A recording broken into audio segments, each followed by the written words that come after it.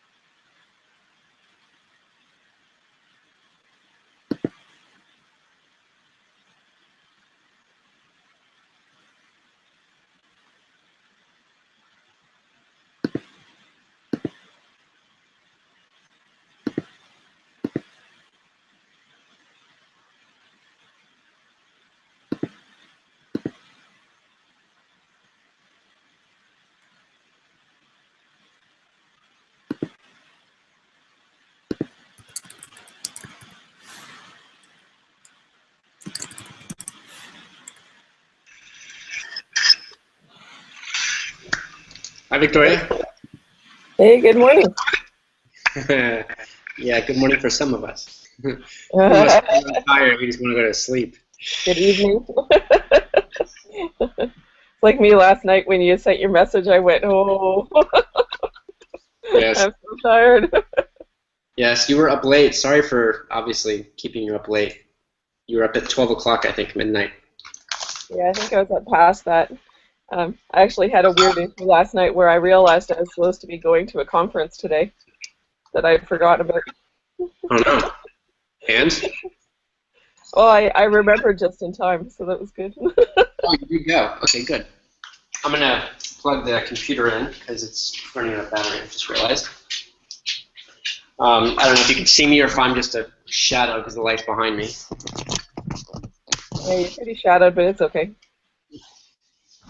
Let's shift it over. Better. So, thank you for taking some time to speak with me about the Google Hangouts. I'm a real neophyte with this stuff. I know I have a Gmail account, and I know that there's something called Google Plus and apps, but in terms of actually, how they relate Hmm. and how to operate a Google Hangout, and what's the difference between a Hangout versus a Hangout on air. Hmm.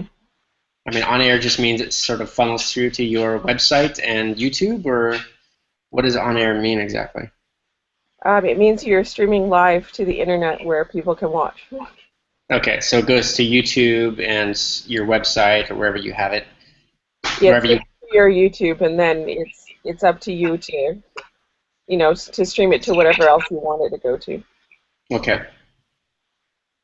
Um, Okay. so so the main the there's a lot of advantages to using Google Hangout versus other video platforms.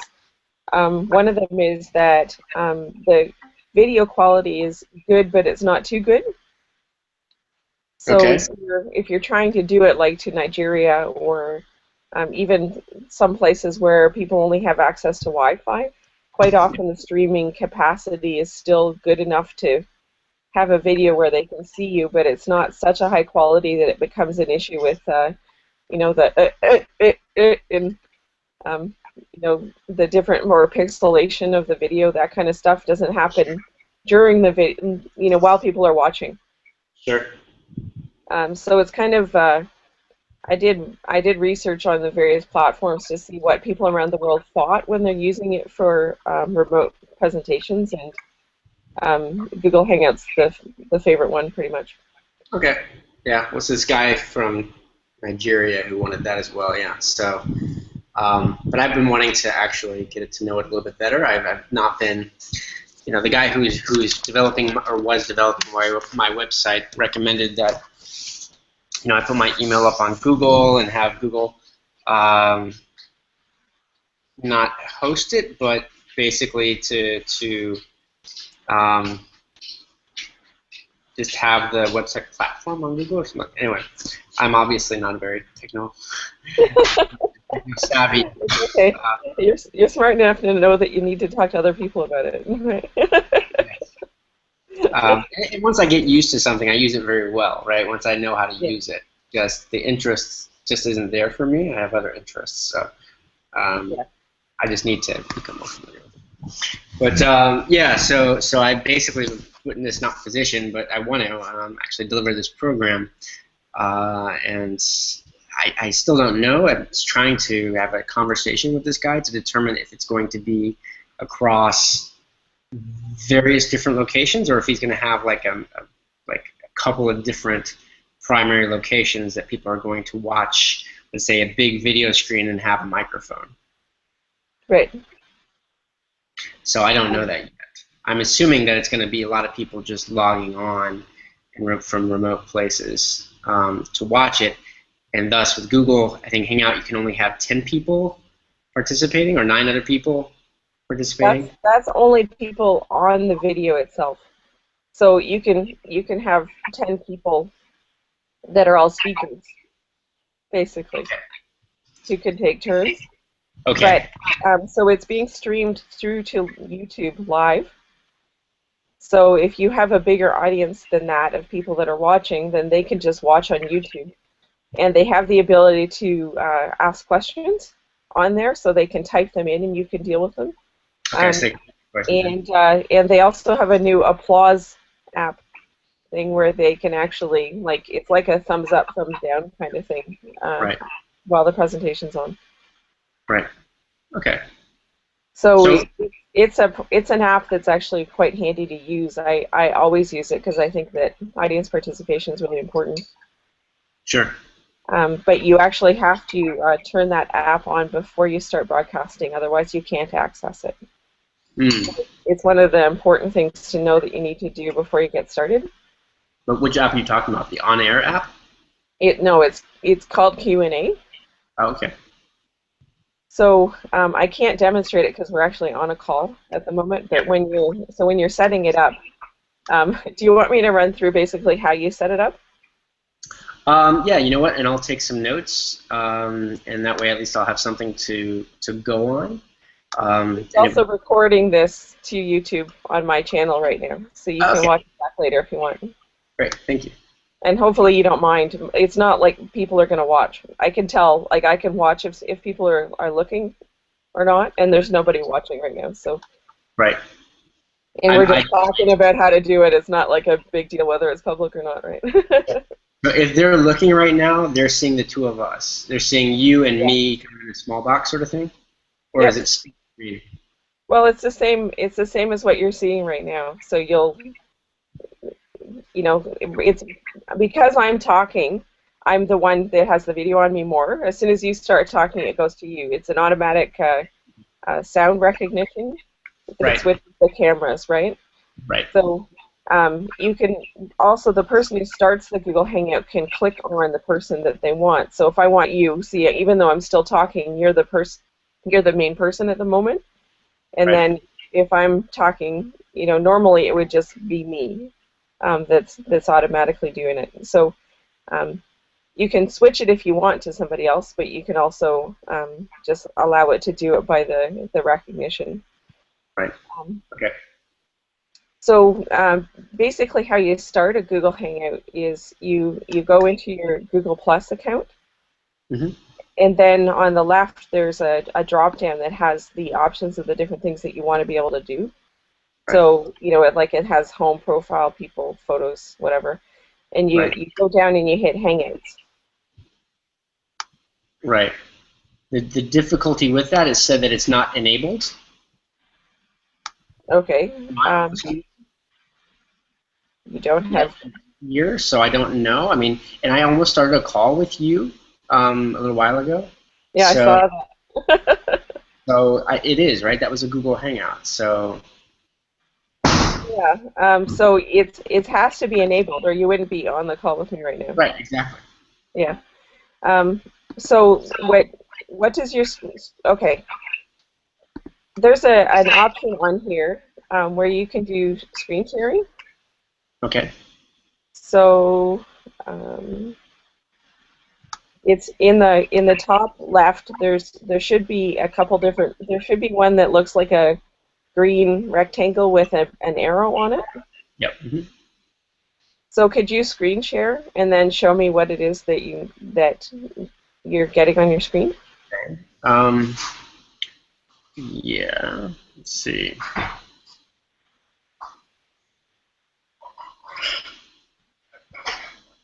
Can you see? What do you see? I'm still just seeing your face, so You are okay because I've clicked on. Oh, I see. It says share. I didn't share. Okay. yeah, you have to choose where on your screen that you're sharing. Okay. Okay, so in the top left-hand corner, if you click on the home button, Mm-hmm. Okay. you'll get a drop down and then click on the Hangouts. Okay. Okay, and then you can click on Hangouts on Air if you want. That's at the top, or you can click on it down below where it says Start a Hangout on Air. You see Right. right there on your screen. I can't do that right now because I'm with you, right? Yeah, I'm just telling you that's how to find it. So there's two options. You see at the top, there's a home button, and then there's Hangout on Air to the right of it. Yeah, there. So that's another way to get into the same place. Okay. Actually, click on it. It won't start one yet, so don't worry. There's more steps before you actually get to start it. Okay. And then click on Start a Hangout on Air. Okay, so when you get into this screen, yeah, you can do a test, tell the people, and then you would always have your audience as being public unless Sure. there was only, like if you wanted only a couple people to be able to watch it, you can do that as well normally, but it's good to make it public so that people are able to join it without having a mess trying to do it. Sure. Like if they want to be able to watch it later. This way, that if you leave it public, that it's open on your YouTube channel, and people are able to watch it. So right now, there's nothing else I need to do. This will go onto my YouTube channel. No, you'd still have to click share. Well, I mean, after I click share. But, and so now it's showing you that there's a new thing called applause. So you yeah. can hit the right arrow and it'll tell you a couple new things. Okay. And then get rid of that one. Okay. Okay, so now you're in the screen where this is the one where if you hit the play button, don't hit the play button, but if you hit it, it would start. Okay. Or actually, if you hit the start button. But you see there's a little Q&A button in the middle Sure. next to the word trailer? Yep. You hit that So first. you have to hit that before you start, or otherwise questions and answers won't be able to be asked while you're doing it. Sure. Okay. So I learned that one the hard way. And it's really frustrating to hang up and then start something again when you're trying to teach people things. Sure. Sure. That's So then all you do is start, and then the first screen that you had with the audience is one where it's the people that are viewing it on YouTube. It's not the people that are participating in the video hangout. Mm. So a participant would be like you or me. The viewers would be the people watching on YouTube, right? Yeah. So once you get on and you start broadcasting, then you need to go up to the top of the screen that you're in. So if you go into the actual Google Hangout screen, so if you go up to whatever browser you're in and you switch the window and you go into the Google Plus Hangouts one. Okay. Yeah. Not that one. The one that actually is primarily showing basically the Google Hangout app. So if you go to...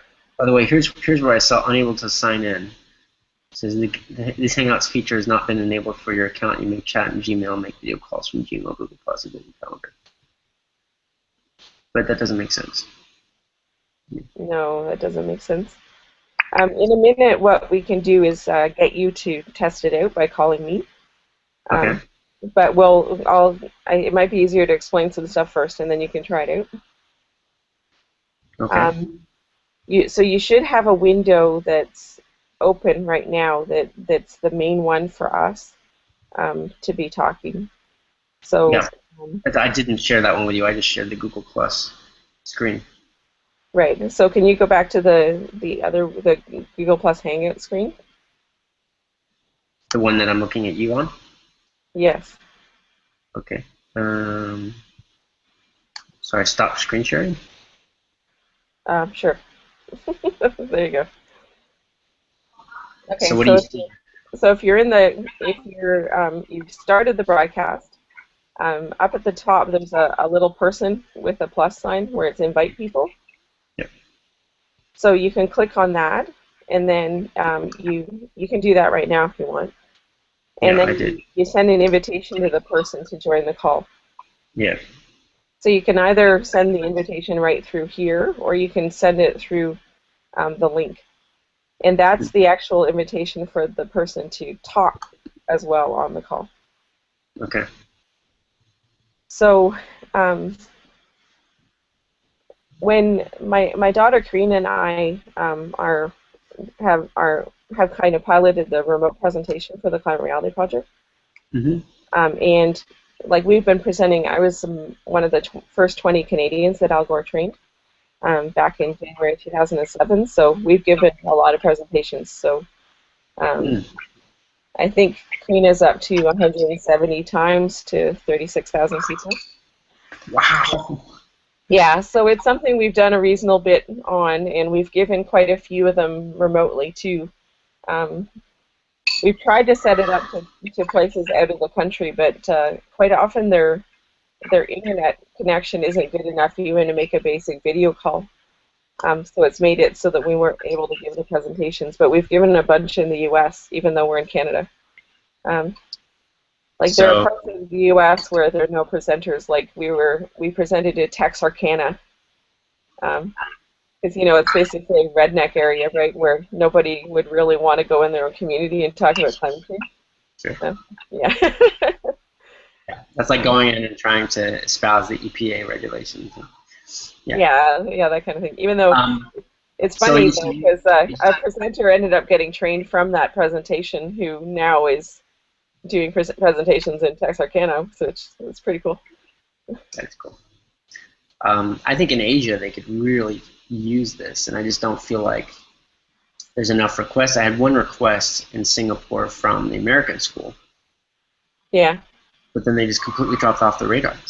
Like they didn't respond to any of my emails, and it was like, what's the deal? So this one came in from Nigeria, but I'm curious, and are you saying that the Google Hangout probably won't work for this group in Nigeria? It should work because if I remember correctly, I saw the listing. It's at an institution, right? Yeah, it's at a university. Like normally their streaming capacity will be good, right? Because they have to be using that kind of thing.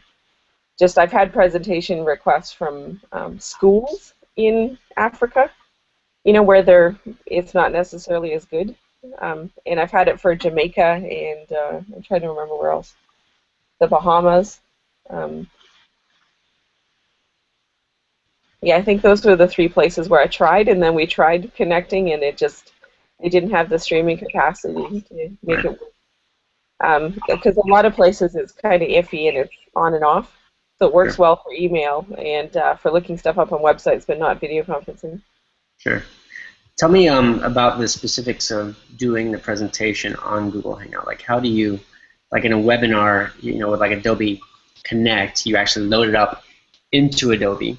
On other ones, you actually just share your screen. So Google Hangout is obviously sharing your screen. So you're loading up the PowerPoint or Keynote, and you're running it in front of you, but sharing your screen. Is that what I'm hearing? Is that what I'm? Yeah. Is that correct? And because of that, there's time delays when you're giving video presentations, depending on the ping, like it going to the stations and coming back. So there's a uh, so for instance, when Karina was on the Google Hangout with Al Gore, there was a 5-second ping on it, Mm-hmm.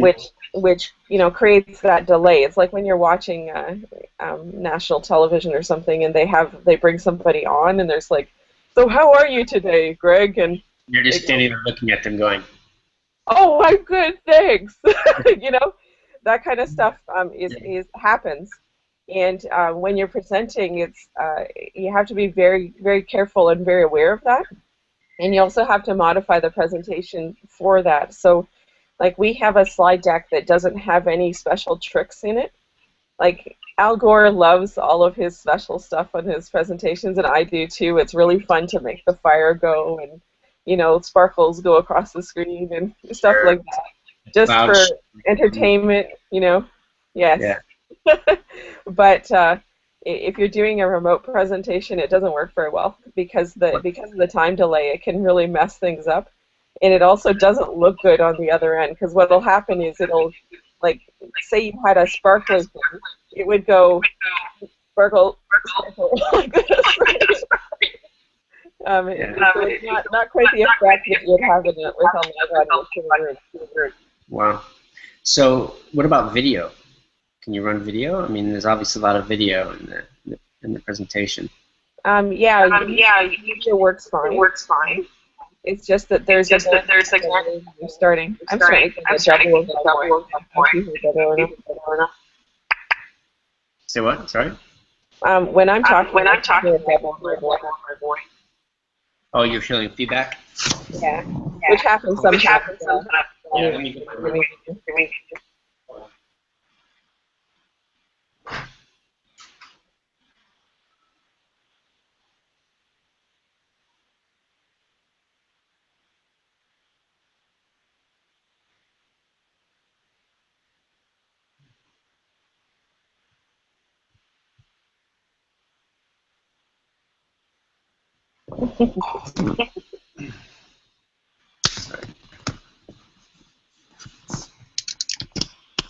Yes, I should have brought my Bluetooth up.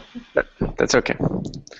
So, all right. So, okay, yeah, because I can do with the sort of dumbing down of the effects, but in terms of the video itself, it's obviously important, I think, for them to see some of the narration in the videos, especially.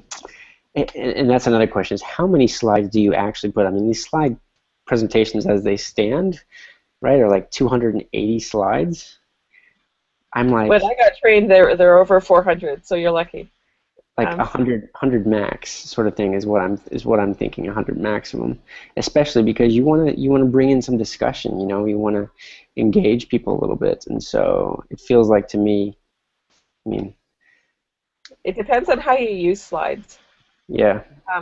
But the thing is, there's a big difference between how you have to do it on a webinar too, because every time you change the slides, there's a delay. So it can be quite awkward getting used to the delay, because the audio to the video are different. So your audio will come through, but your video won't change. Or so if you have a slide that you've changed, it'll take like 3 seconds. It depends on where you are. So if you're going to give a presentation somewhere, it's good to do a test a couple days ahead of time and actually test out the timing on when things change. Yeah, I'll do that with him. Yeah. But I do use a lot less slides when I'm doing a remote presentation than a live one, because usually, like, there's certain effects that you can use by showing slides a lot in a row.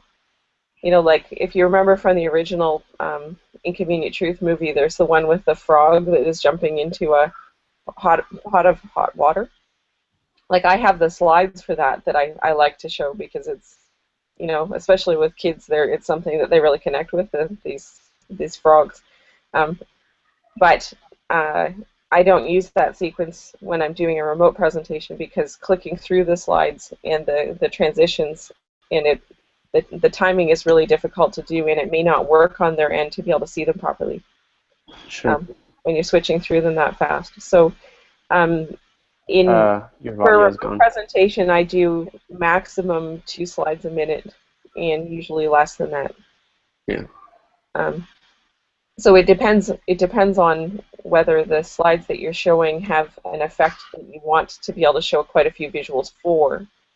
You know, like, so say if you want to talk about monsoons, and you want to show 5 photos from different parts of the world, well, that's pretty handy to be able to do and just leave them for a few seconds and change it over, right? So that you're doing it more than that couple of minutes. But you have to do it with enough time that you know that while you're talking, it still is working out to what they're seeing. Right. Well, as you said, the video is delayed, but the audio comes through. So if I click and I'm talking, I need to give it a couple of seconds for the video to come up, for that slide to come up, and then start speaking. As well as if there's a video engaged or an audio engaged with that slide, I need to let that slide get up there and then press play after a few seconds. Is that what you're saying? Yeah. Okay. So you kind of have to learn how to be pretty smooth with you know, clicking something to go through, right, and then still talking about the slide that was up a few seconds ago that you can't see anymore. Right. Right. Yeah, right. Exactly. Those transitions are really, Clicking over really the next one and still talk about the previous one that they're seeing that you're not seeing anymore. Yeah. Yeah, Okay. or you can do you can start your segue at that point, and then go into the next slide. But it's multitasking. Yeah. Yeah. Okay. That's helpful. Anything else in terms of the technical side of showing the presentation? I mean, sharing the screen, and I can test this out, and I will practice and explore sort of what this means. But any other tips that you're thinking of? Okay, well, there's one thing that Karina and I do that I think is really, really useful if you're able to set it up, but it depends on whether you think it's useful or the people that you're talking to find it useful, is we actually set it up with 2 computers on each end, like 2 webcams on each end. So in that example, like both of the windows would be you from different angles. One of the computers would be muted, so that you'd only be getting audio from one, and you'd be wearing, you know, a headset of some sort in order to talk to it, which is a good idea. Like, if you're not like just us chatting, because that's why I didn't get my Bluetooth this morning, is normally it's fine to just be able to chat with one person. Sure. And it's not so bad, but you know, for a formal presentation, you want to make sure all your techie stuff is, you know, up to snuff. Sure. But so you have 2 angles. So you have 2 angles, and basically what that does is the primary one, like the one we're talking on right now, is the one where it's your primary video, but it's also the one where you do the screen sharing from. So what happens is then you have the other video that's always on you while you're talking. And one of the hardest things to do, like my background is actually in democratic education. So part of what I studied was like multiple intelligence theory and you know, learning styles and all of that kind of stuff. And it's really difficult to give a remote presentation where people feel connected to you. And connecting to your audience when you're presenting is pretty much the #1 thing that you have to do. Otherwise, nobody hears your message anyway. Yep. You have to establish credibility for your audience right off the bat so that they believe that you're a trustworthy person to talk to. Of course. You need to be human and connect with them. And they need to continually have that kind of connection and in some form of engagement while you're talking for them to really feel involved. Sure. And all of those things are a lot harder to do when you're on a remote presentation than when you're in the room with people. Oh, of course. And you have to make it human as well. I've seen people that are credible that try to be nice and warm, but they're essentially reading from a script. There's no personality involved in it, and I have a hard time paying attention, even though the topic is something I want to learn about. So it's quite interesting how that's really important, as well as sort of how you engage, like your tone of voice and your variation. But I deliver presentations live and in person. I facilitate programs, leadership development programs. So I'm constantly doing groups of 30 or 40 people, or 10 or 12. But and it is very different. I mean, the webinars that I've done, it's just you don't get any feedback. It's hard to get feedback from the audience. Whereas when you're live and in person, you see what's going on for them, right? You read, you can feel it, their energy. But when you're doing for somebody that wants that feedback, that wants that, sense of what's going on. Yeah, and you'll like the rest of the idea. So there's two videos on my end. So say I'm the person presenting right now. Okay, so I'd have a video from see my hand, or like over here, right, with a bit of an angle on my face, which is it's pretty normal to have the ability to move like this to be able to look, right? So it's a pretty human thing to see a bit of an angle, to look at the same person, right? Sure. But you don't want to make it too much of an angle, or it feels weird to them. Yeah. But you just have another computer set up in a different place, and they have to be connected. They're all connected into the Google Hangout. So on the other end, though, so you have the one where they're going to be putting you on a screen, or it's just them watching on their own computer screen.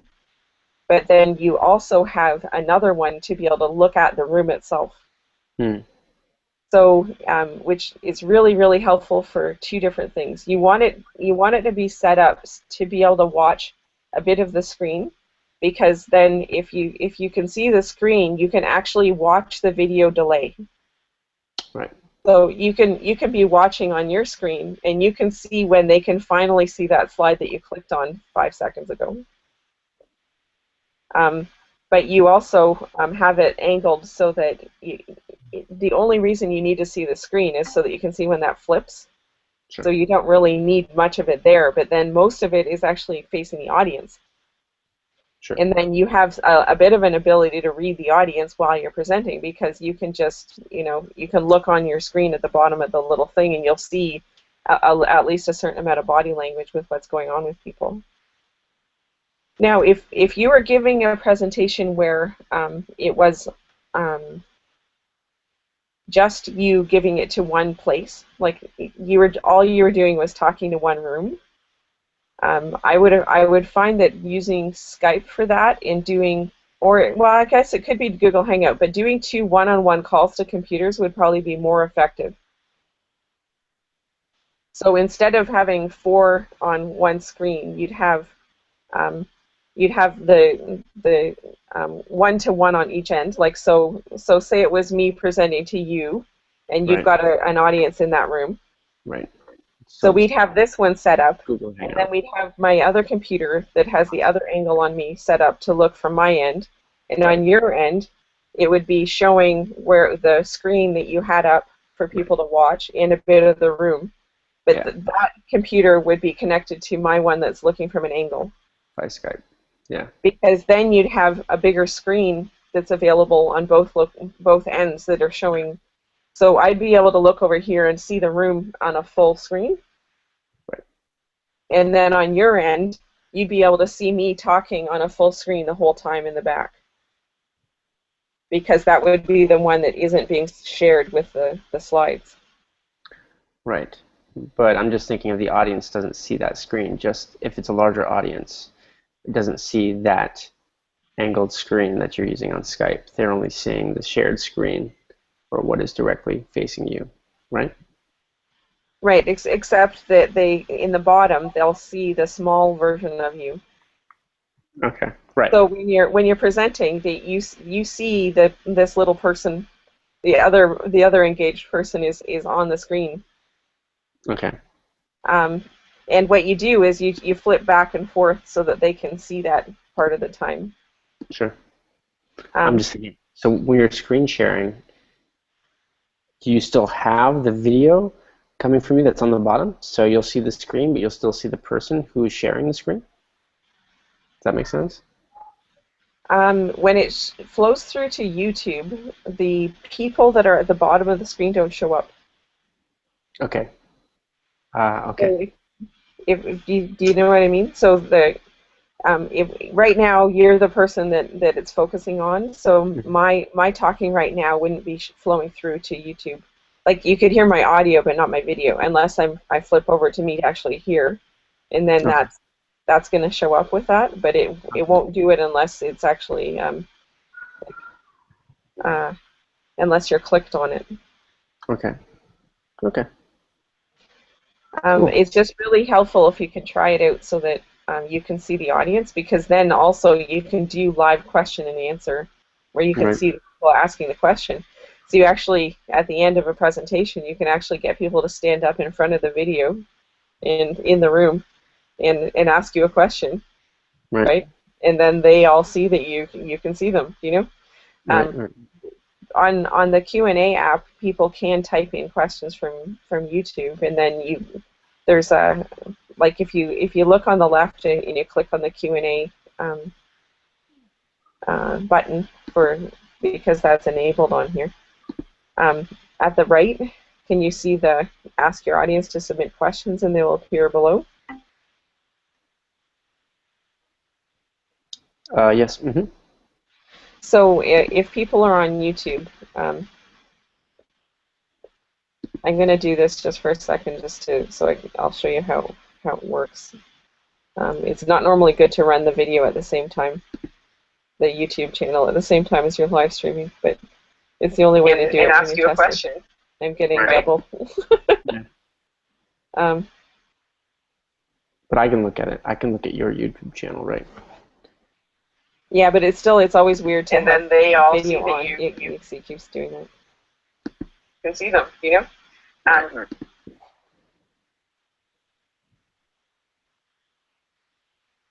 Okay, that's odd because it should be having a thing up that says on the Q&A app. just. Sorry, I'm gonna just mute for 1 second so that I'm not making this play double on you, but I'm just testing something out. I'll be right back. It's not normally good to run the video at the same time. Okay. I'm running the YouTube, your YouTube account. I see that there's quite a delay.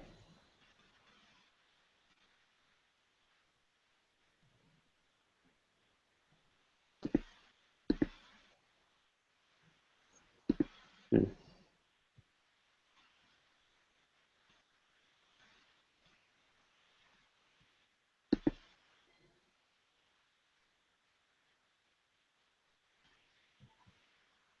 Okay. Sorry about that. Can you hear me now?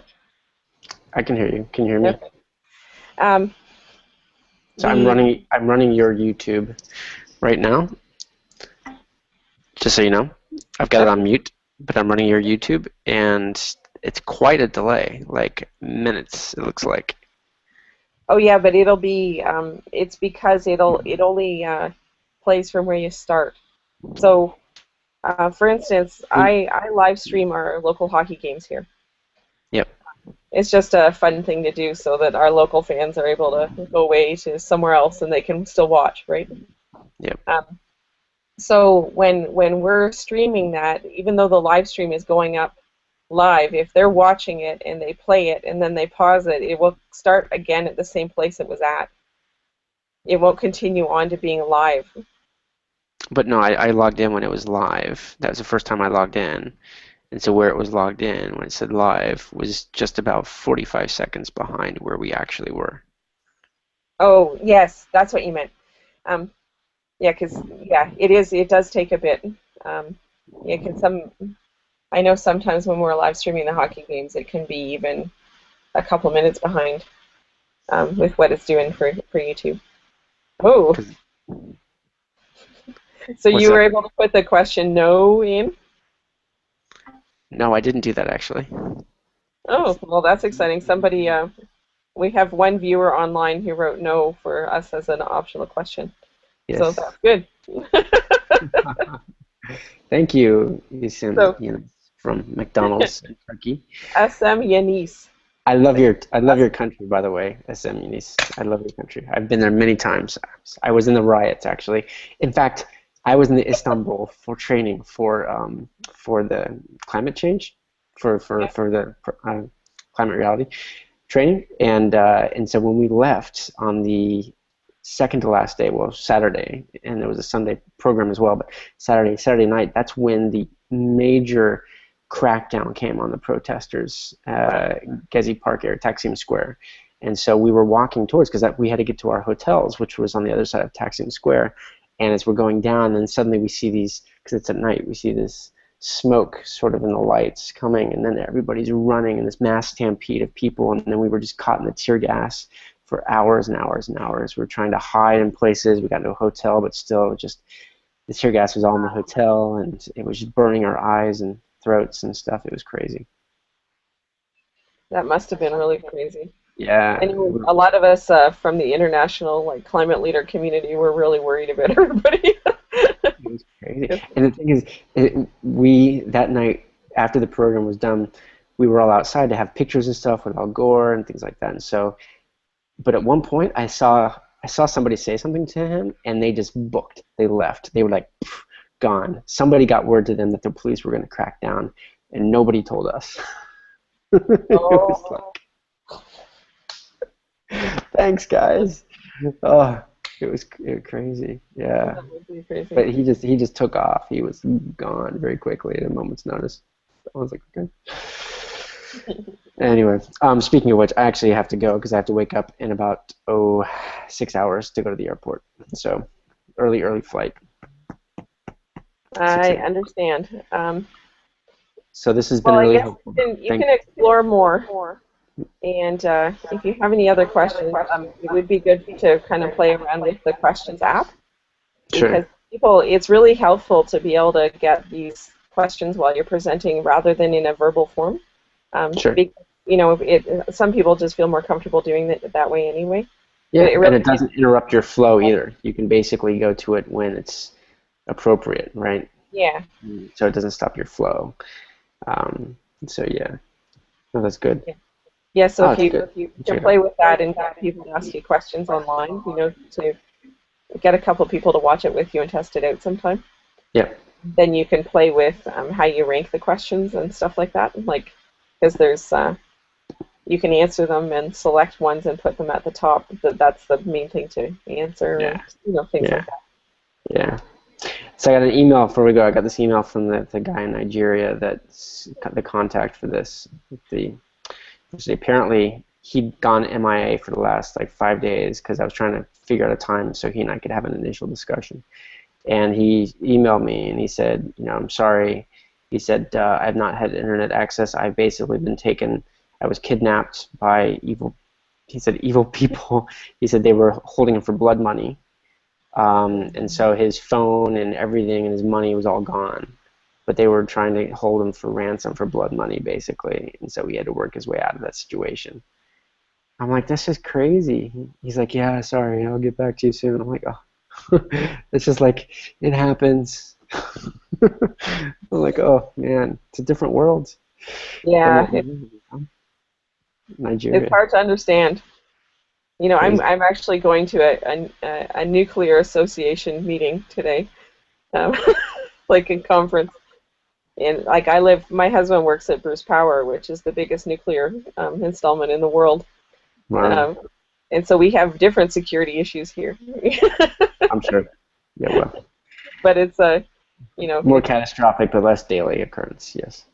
yeah, like the potential for risk is way bigger, like for the scope of people. But it must be horrible to have no personal safety. Like Yeah, you could be walking down the street, suddenly somebody grabs you. It's just the way it goes. Oh yeah, Yeah, there goes another one. that's sad. Yeah. Anyway, well, thank you, Victoria. Really appreciate your time doing this. It really is helpful, and I now at least know where to go, so I can play around with it and see how it works.